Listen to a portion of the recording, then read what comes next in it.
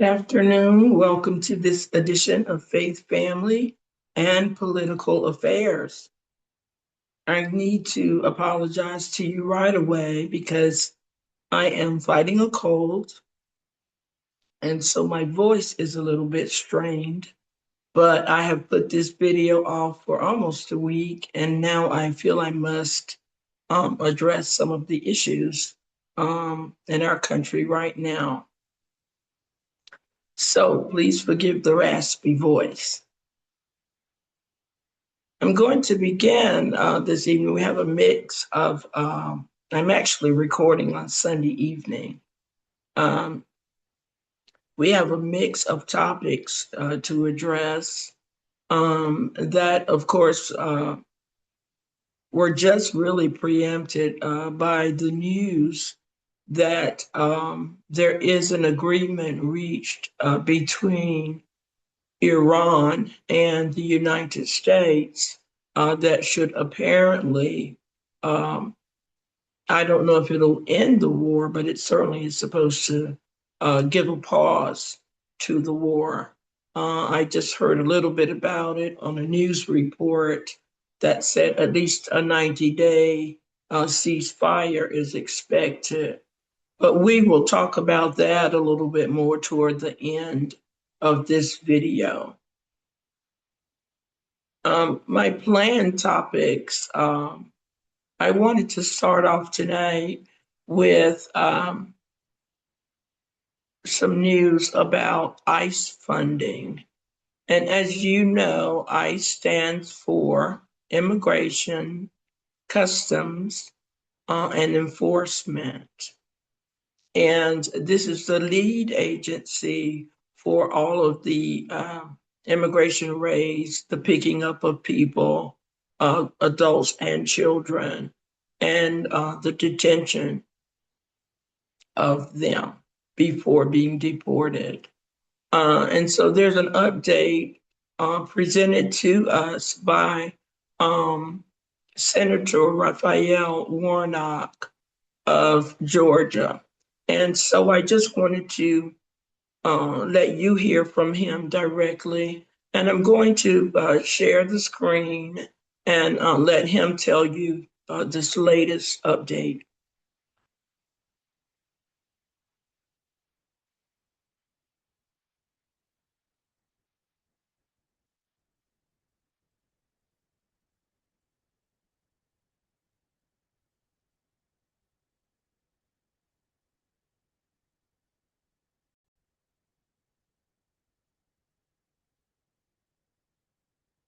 Using your money under the cover of night, we need to hold them accountable. So in the midst of all of the news, this has gone under the radar, but it's so important that you don't miss this. A few days ago, under the cover of night, literally 4 o'clock in the morning, Senate Republicans passed yet another funding bill for ICE.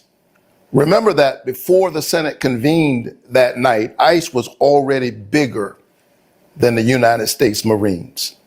And they gave them $70 billion more of your money under the cover of night.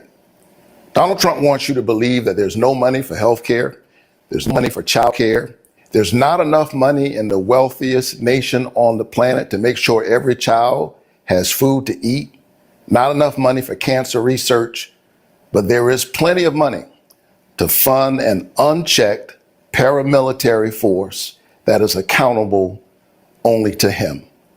This is scary and dangerous stuff, and all of us ought to be paying attention. It is as if we are paying for our own oppression. Republican senators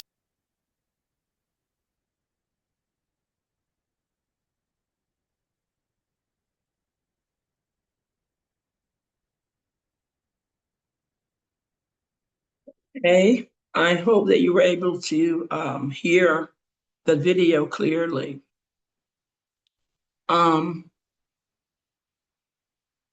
Senator Warnock is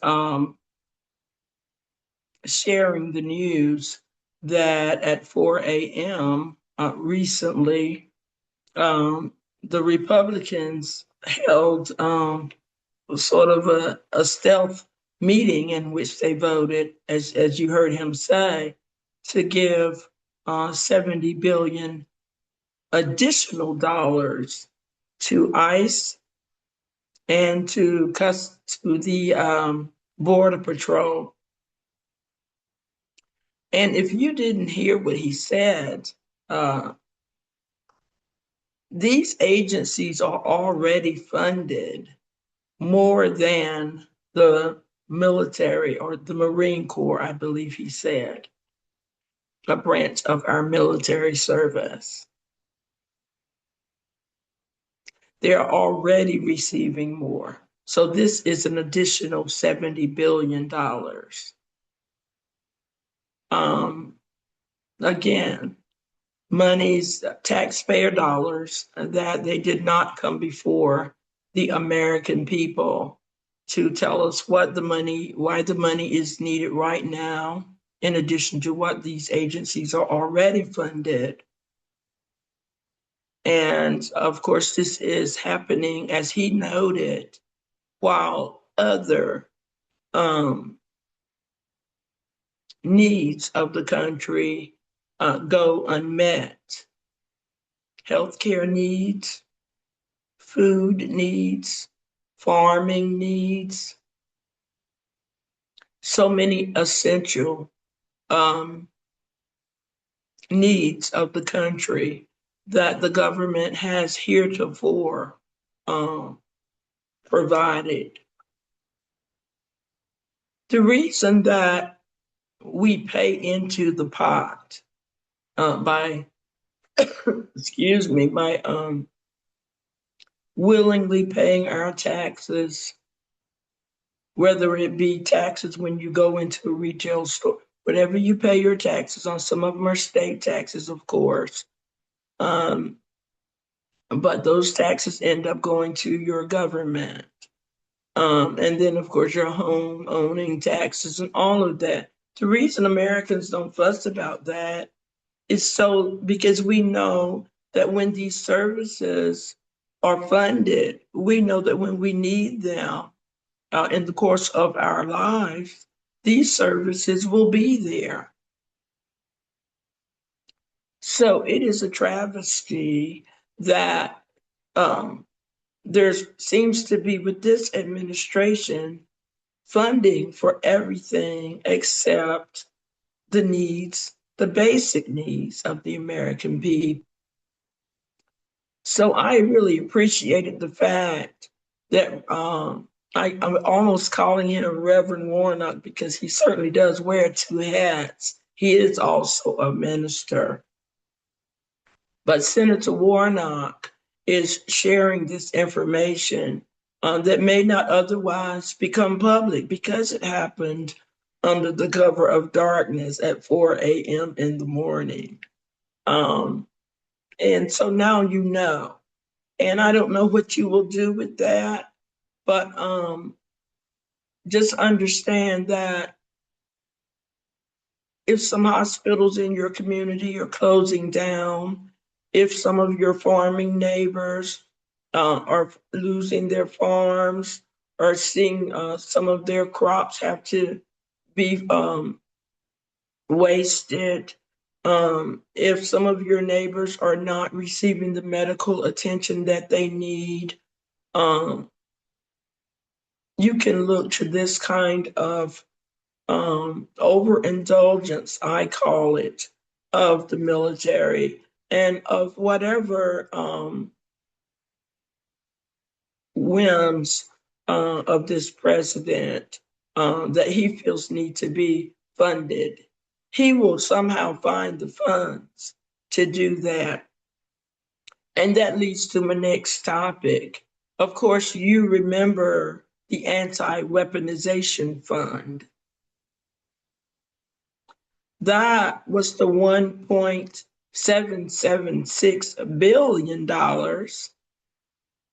that in May he made the attempt to award to the rioters on January 6th, 2021, who invaded the Capitol, defecated inside, who threatened to hang our vice president at the time, Mike Pence, and threatened to kill our Speaker of the House at the time, Nancy Pelosi.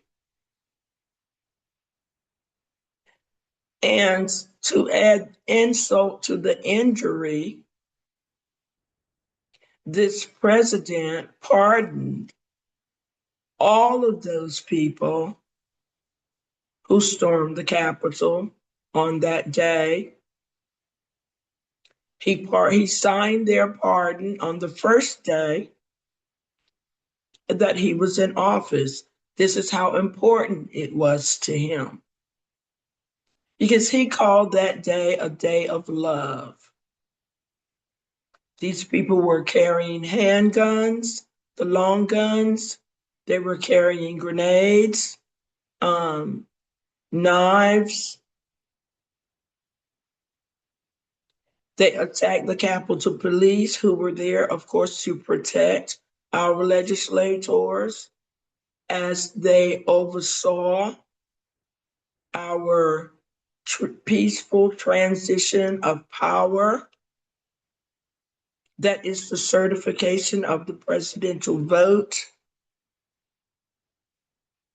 that would name that would name Joseph R. Biden our next president, and that would effectively remove Donald Trump from that office. So instead of peacefully leaving the office, he orchestrated that insurrection. I think it's safe to say that because there's video recording of it, documentaries made about it. It is a part of American history now. And there's a lot of videotape of Donald Trump on that day urging Mike Pence to not move forward with certification of the vote, and of him urging those violent rioters to keep moving toward the Capitol. You will not be able to take your country back, he said to them, if you back down. That's not a direct quote, but that was his, the sentiment that he was urging those rioters on with. And indeed, they hung out at the Capitol and did their duty following his orders. And many of them would say that they came that day in response to him, to his request. And many of them did not leave until he asked them to leave. And although he was asked very early on in the day to ask them to leave, as the violence was heating up, he would not do it. I think it went on till around 4 or 5 in the evening when he finally asked them publicly at a microphone to leave, and that's when they dispersed and left the Capitol. I recount those events because I call it a day of infamy. You know, when our military people take that oath, and when legislators take that oath to the nation, they take it to the Constitution. They swear an oath to protect this country from enemies, foreign and domestic.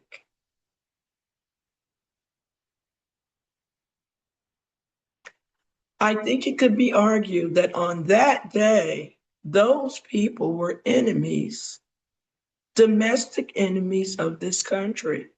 I don't think I'm alone in that assessment. And to have a president pardon them as Trump did is an insult.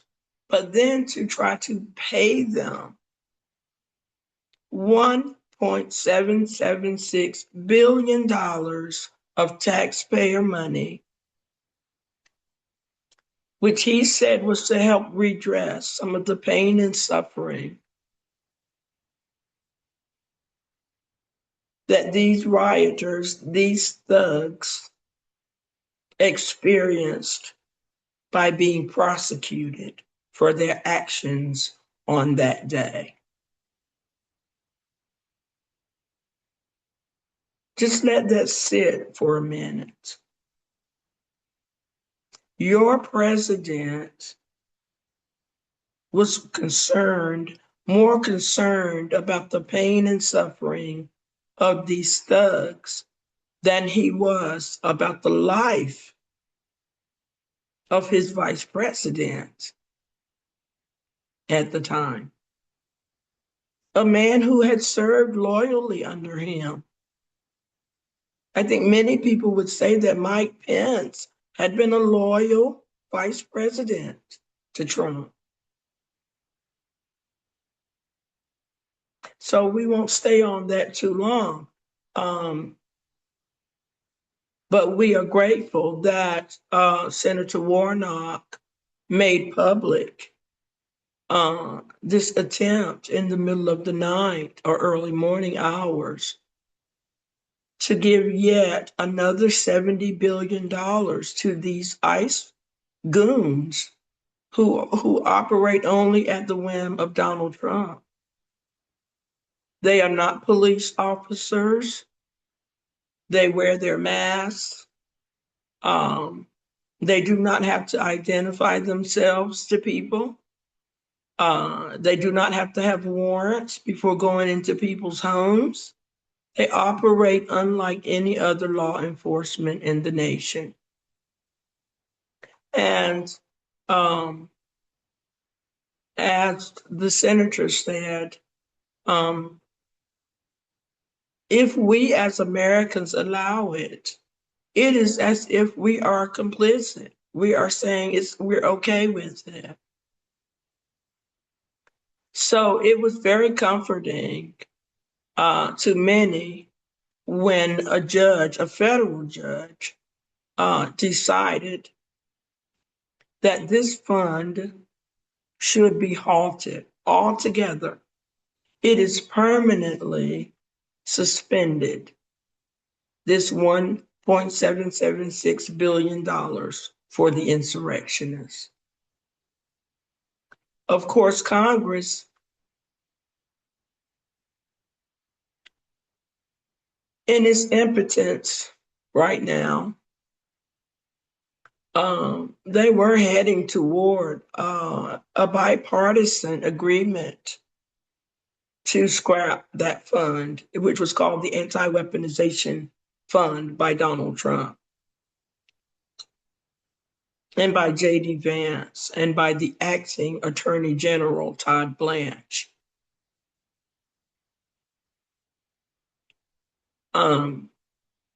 So they completely supported it and were willing to go to bat for it. A bipartisan group of Republican and Democrat legislators were ready to vote it down, though. And guess what? Trump's Speaker of the House, who is affectionately called MAGA, Mike Johnson, because he seems to do whatever Trump tells him to do. But he called a congressional recess and blocked that bipartisan vote to stop that fund. For those of you who have busy lives and who are not as into this kind of thing as I am, and other journalists are. um, I hope that you can see just the various maneuverings that go on that ultimately affect your life. Because for Congress people to operate in the middle of the night like that in a clandestine way and not come before the American people to ask for this amount of money, that affects your life. And I'm doing what I'm doing to let you know that. I'm just one voice out here right now because this administration has so much power and it has overstepped so many boundaries of power that all hands are needed on deck to just put the word out that this is not normal. This is not the way our country is supposed to be operating. And there is something that we can do about it. I think that is the one saving grace. We have our midterm elections. And although this administration, this regime is doing everything it can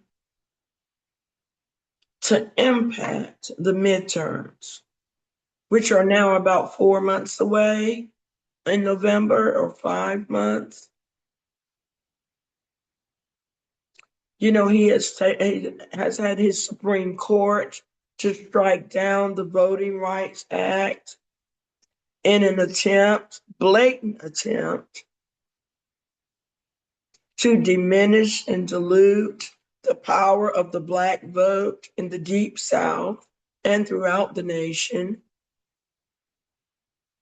Because one thing he's very clear on is that African Americans are not, as a bloc, supportive of his regime and of his policies. While clearly there are some African Americans, the Tim Scotts, the Byron Donalds, the Candace Owens, who support him,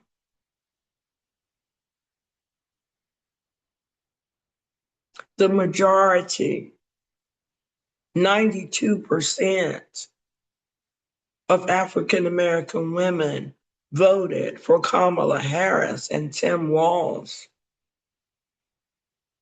against Donald Trump and J.D. Vance. And 86, I believe, or 87% of Black men voted the same way. So our position on this administration is clear, because he has been clear on his attempts to turn back all of the civil rights gains.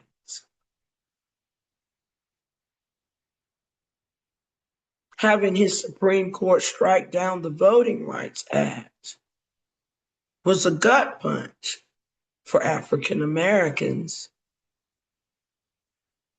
because our civil rights leaders fought, bled, and died getting that passed, that piece of legislation passed.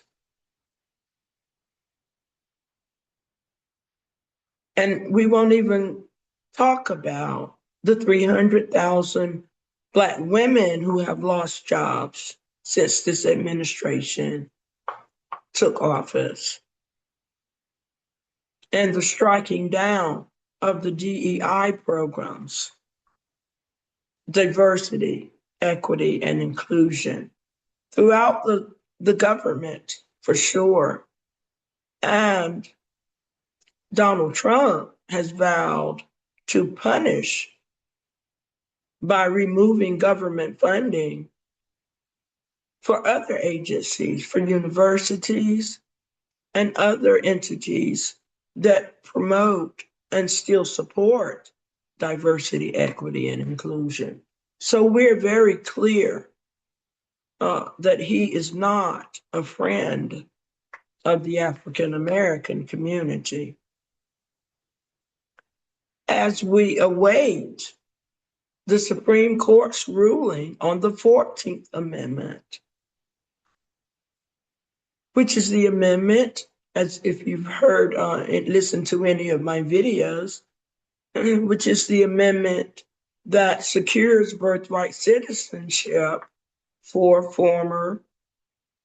the descendants of former slaves in America. So Donald Trump has even challenged that. Some say it is his desire to strip us of even birthright citizenship. The Supreme Court heard his lawyers on that. And those lawyers at that time, this was in April, I believe, the Supreme Court justices who questioned Trump's lawyers, excuse me, seemed to think it was a ridiculous idea. However, their ruling, the official ruling, has not come down yet. And because we were so surprised, I believe, as a community, that they would strike down the Voting Rights Act in a 6-3 decision, which means 6 members of them sought to diminish the voting power of African Americans.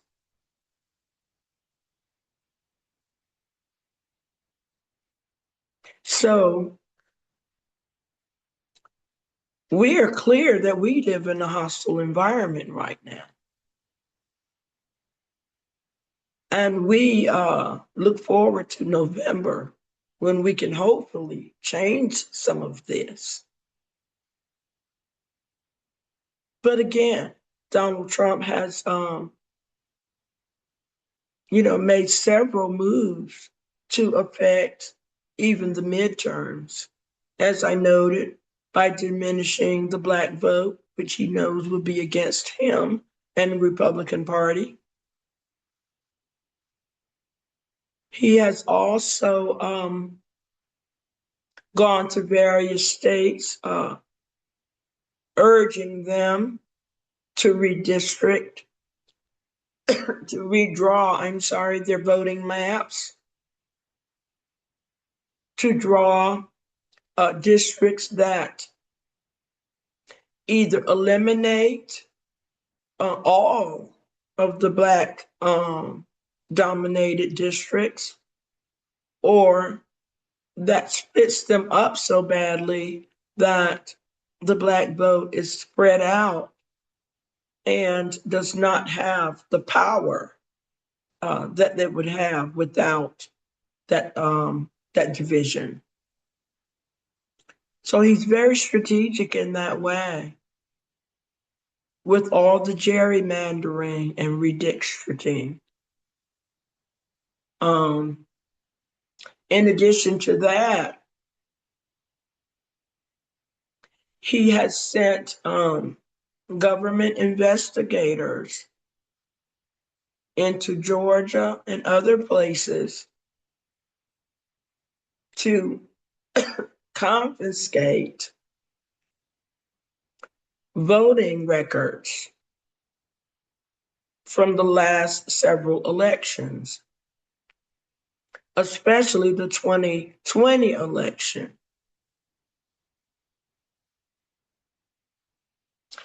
And he feels like he was cheated. Um,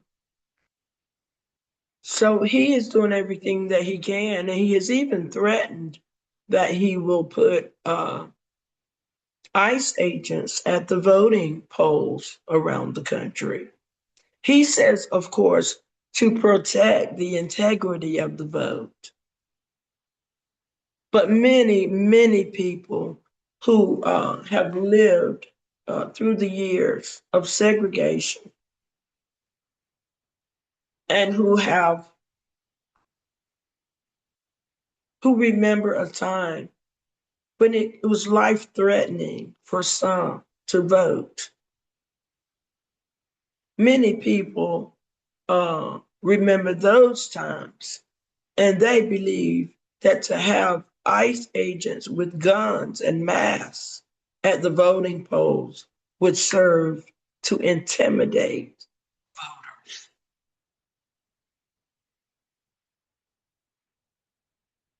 It would not be a service of protection for many.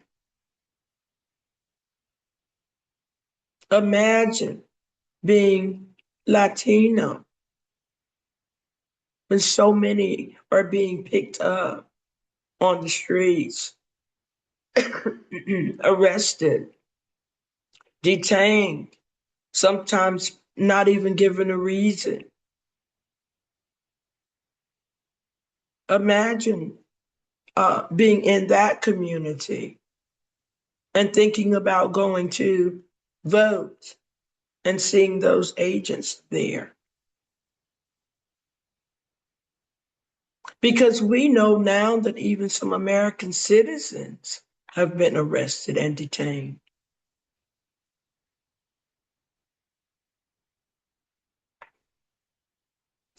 So, we're very clear that the weaponization fund that he was trying to push, we're very clear that some of the white nationalist organizations, the Proud Boys, the Oath Keepers, who were among the January 6 rioters, we're very clear that they are feeling very empowered right now.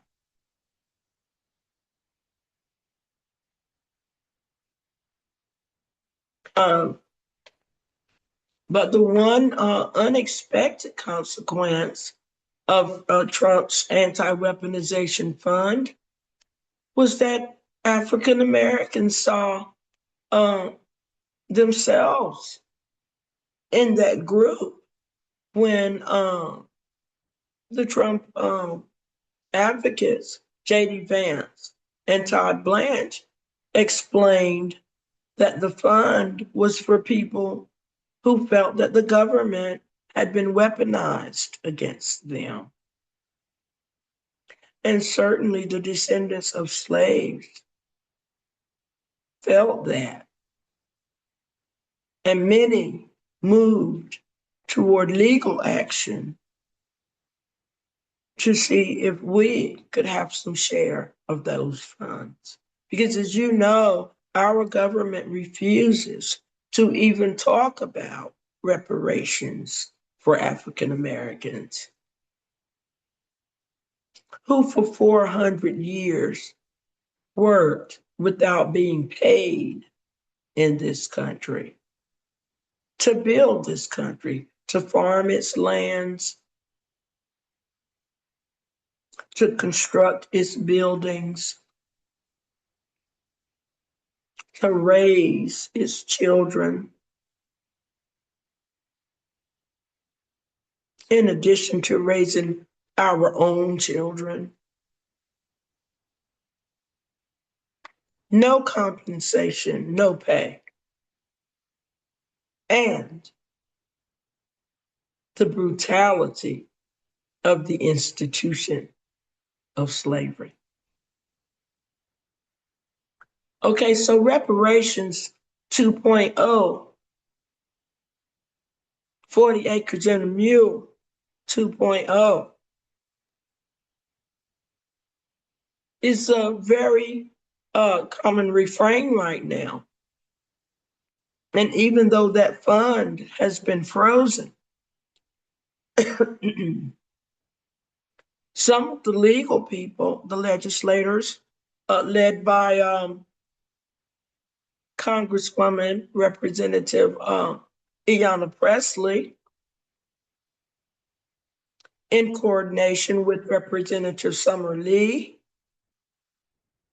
and with Representative Al Green, they held a recent press conference making it clear that they are still pressing for reparations, reparative justice, as they call it.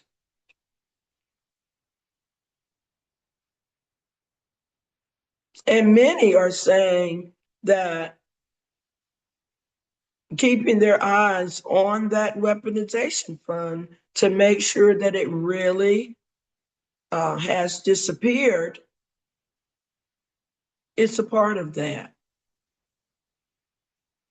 Because when the federal judge halted the fund, there were 3 problems that were stated with the fund. And I want to name those for you.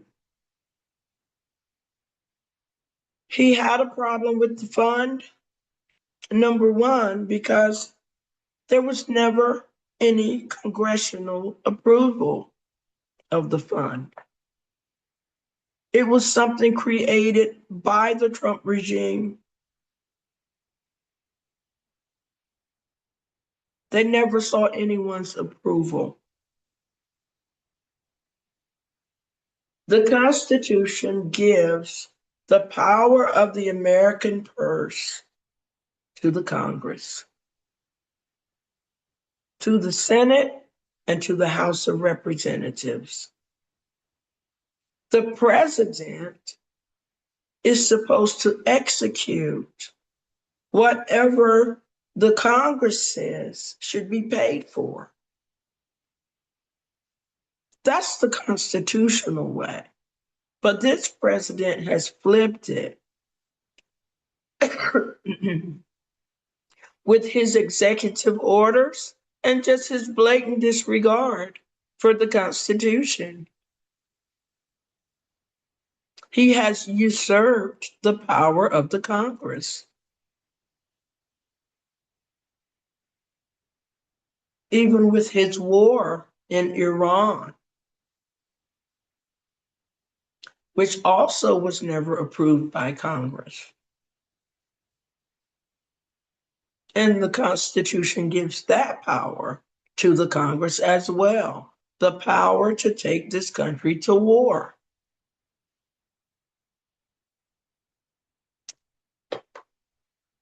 So this war has always been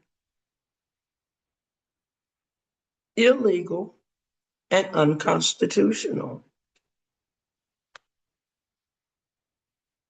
just like the Anti-Weaponization Fund would have been. Okay, so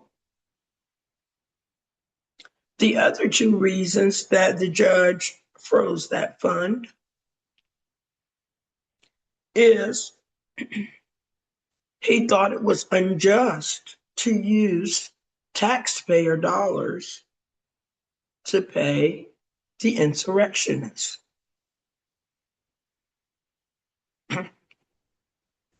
And to that, we just say hallelujah. Feels like a no-brainer. Why would the taxpayers pay the people who destroyed and disrupted the taxpayers' Capitol building? Because in America, these buildings belong to the people. Of course, somebody needs to remind this president, who continues to bulldoze and build all kinds of attachments to the White House,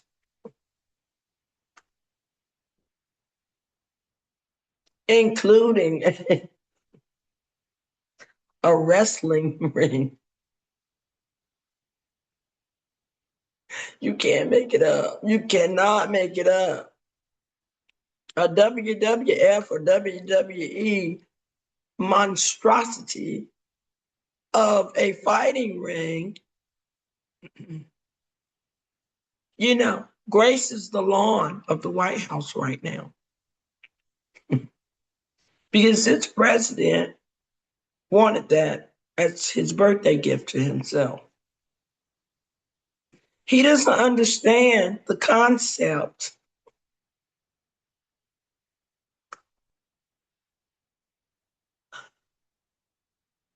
of stuff being owned by the people. He's been so rich his whole life.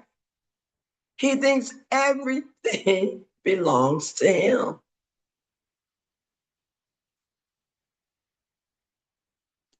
Who's going to break the news to him?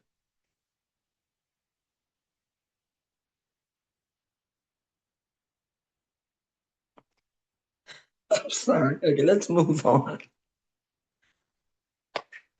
And the third reason that the judge altered the fund is because this government offered no formal cancellation of the fund. Okay? Which means, and many people are saying that this is a possibility because this is how this administration has operated blatantly. But many people, the judge says, where is the formal cancellation of the fund?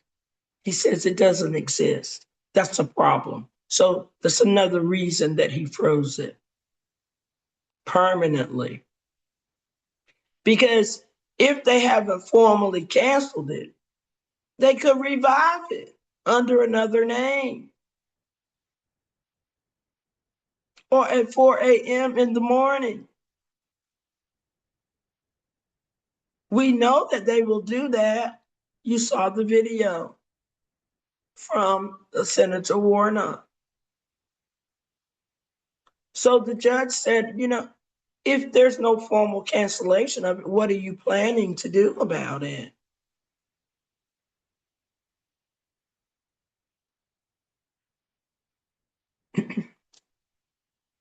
So right now, they are under the orders of the federal judge to end that fund. They cannot touch any of the money that's in it. They cannot spend it. Okay? And again, those of us who believe in reparations for the descendants of slaves are keeping a watch to see if they revive it under any other name so that those who are of African American descent and descendants of former slaves can have some chance at reparations. Because how dare you even think to pay people who would destroy the Capitol and block the peaceful transfer of power? How dare you consider reparations for them and not even wanting to discuss reparations for people whose blood, sweat, and tears built the country for free? And certainly in the deep, deep South, where agriculture was the economic driver of everything, those African Americans certainly should be paid for that labor. I don't think you can pay people for whippings and for selling children, their babies, to other plantations. I don't think you can pay reparations for lynchings that went on through the 40s and 50s. There's no money to pay for that. But as Representative Al Green said at that press conference, for reparations now, as he said, money solves the problem for a lot of other grievances. And a lot of other people seem to be getting it and wanting it, as Donald Trump sued the government for being weaponized, and I put that in high quotation marks, for being weaponized against him. He sued the government for like $10 billion. So if money seems to be the redress for everybody else's grievances, why shouldn't it be for the grievances of the descendants of slaves?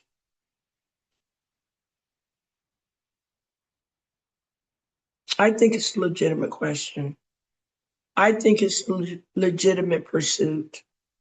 I pray that those legal minds who are spearheading this will not lay that down. I pray that they will continue to push that. And I pray that they will be successful. Let's just put in here as a little bullet point. Nothing has come to African Americans easily in the United States of America. Of course, we have the King holiday for Martin Luther King Jr. and all of his sacrifices for this nation. And some people see us celebrating it in January, and they probably think it just all of a sudden it came out of the goodness of the heart of the country. No, there was a whole movement to get that day of celebration of Dr. King, spearheaded by a lot of people of goodwill, most of them African Americans, but many of other groups, other races in this country. That wonderful birthday song by Stevie Wonder, that was the song that led that movement to get Dr. King's birthday named as a national holiday. Look it up. I always tell you, when I tell you something that you may not have heard, it is for you to hopefully become curious enough to look it up. Because this stuff impacts your life. And as you have heard me say, if you don't do politics, that doesn't mean that it should be the center of your life. You know, that was my career before retirement. So it's what I enjoy. So I don't expect, everyone to be as interested in it as I am. However, I feel my role is to just inspire you to just be involved enough that you're not blindsided when this stuff comes to your front door. When you go to vote and it turns out that you need a whole nother ID because Donald Trump and his regime have passed some kind of rule that your driver's license is no longer enough. That's what's out there right now. If you're a woman Your driver's license might not be enough. You might need your birth certificate. You might need a passport. Because if you got married in your life, your last name may be different from the name on your birth certificate, which now makes your birth certificate not a sufficient form of ID. This is the kind of thing that impacts your life. That's why I do what I'm doing.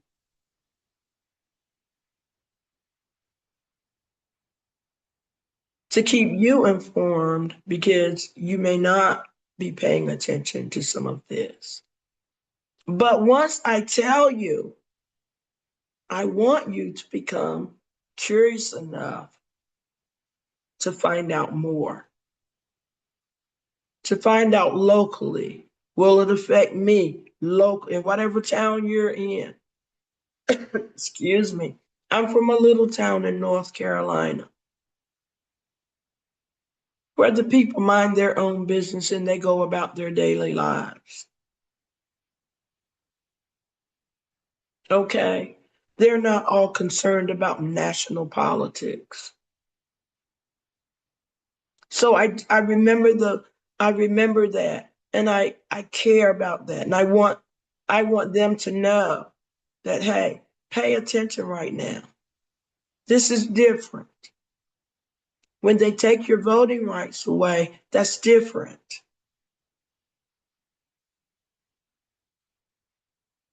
Pay attention. Okay, so I'll move on to that, hopefully, I think this is my last topic that I wanted to address tonight. There was so much going on today. I have to just talk a little bit about the Knicks. The New York Knicks won the NBA championship. They say it's been 53 years. Congratulations, New York. God knows y'all deserve it. 53-year drought, for a championship title. But they won it thanks to a great team effort led by Jalen Brunson. Okay, so I just had to, I know a few people in New York, so I know a few people from New York. So congratulations, New York. I was there during the Patrick Ewing years. And boy, they played some good basketball, but they would take you right down to the wire. You'd be cheering them on. They get you right there. They beat the teams that you didn't expect them to beat and lose to the teams you thought they were going to kill.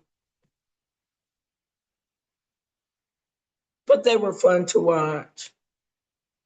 Shout out to Patrick Ewing, Larry Johnson, those guys back in the day. Shout out to y'all. Okay, this is my last. I said I would just mention a little bit more about the ceasefire between America and Iran. Because the news cycle moves so quickly, and once again, because everybody doesn't pay attention to this stuff, I just have to give you a little bit of a recap. When the Iran war started, it wasn't even called a war. Donald Trump never went before the Congress. He never addressed the American people like all presidents do before going to war.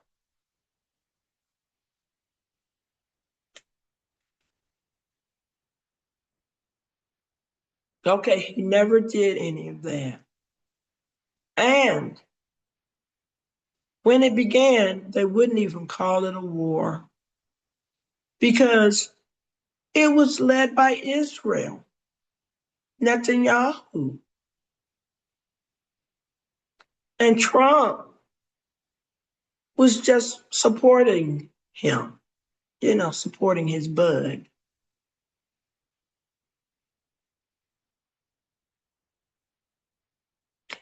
But now you don't even hear anything about Netanyahu.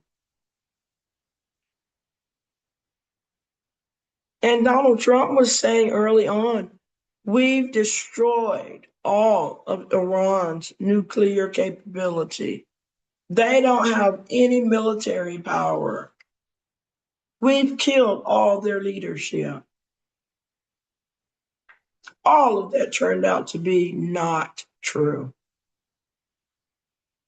I think it was as recent as Saturday night that there was news of Iran striking missile strikes in Beirut, in Israel.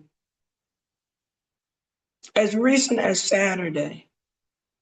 So clearly, their military has not been obliterated, which was the word that Donald Trump and Hegseth, his Secretary of War/Defense, they kept using the word obliterated. They've used it now for 4 or 5 months of a war that we seem to now be taking the lead in. Because you hear nothing from Netanyahu, nothing. But part of this latest deal, which broke on Sunday night, the report that I heard, I think it was an AP Associated Press report, said that the Strait of Hormuz, that was Donald Trump's reopening of that was his main desire from the peace, from this agreement. I guess it's being called a ceasefire. But so he got that apparently. But the report said that Iran is expressing a whole nother take, excuse me, on the ceasefire, which has been the way that it's been throughout this conflict. Trump says one thing, the leaders of Iran say something entirely different. At least the Lego makers have made some money from this. But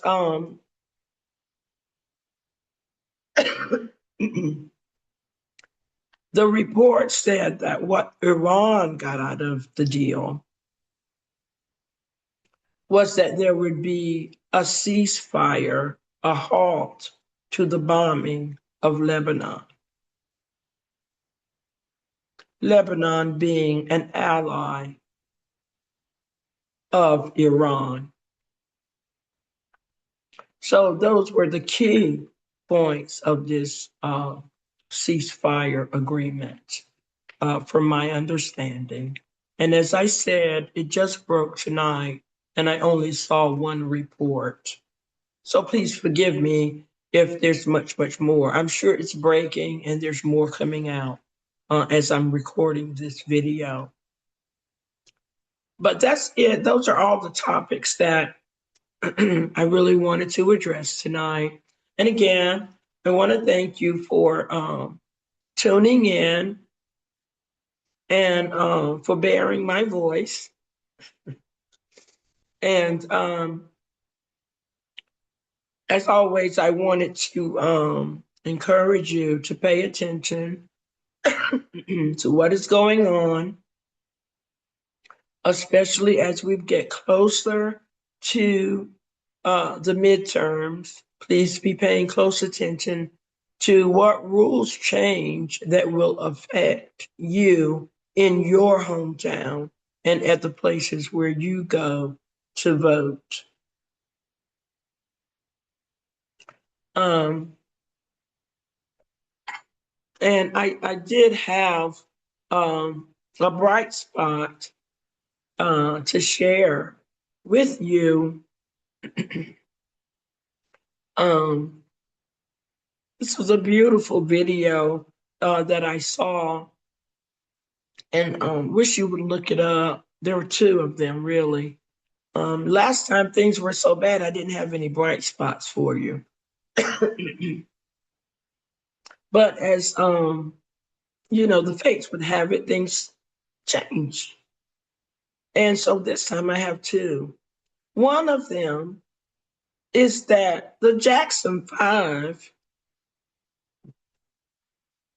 did you know that they're still performing? These men are still very good looking men. I think they're all married, ladies, so down, get that, But you can still watch them perform. And there was an awesome performance of them. They're in another country right now performing. But I saw the video on YouTube and I wanted to share it. But the caption on it said, "The Jacksons, with their old selves, are still fire." And I must say, I watched that video and they are still fire. The Jackson brothers still look good. Yeah, good genes. GENES.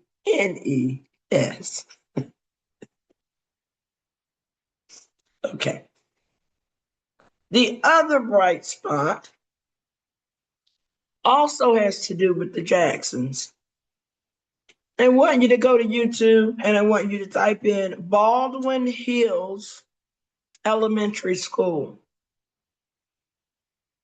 These kids did an incredible tribute to Michael Jackson. And they are dancing. And I had that to share with you, but I will try it. Just one, I will try. And if there's any problem with it in the next 2 or 3 minutes, I will give up on it. But Baldwin Hills Elementary School, just look that up. And see if you can find it.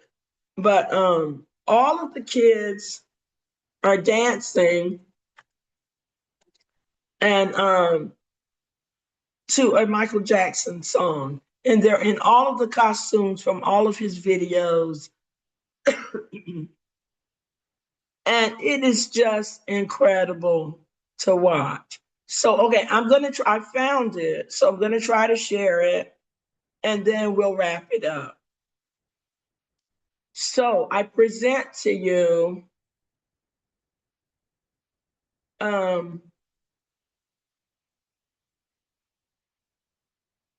the Baldwin Hills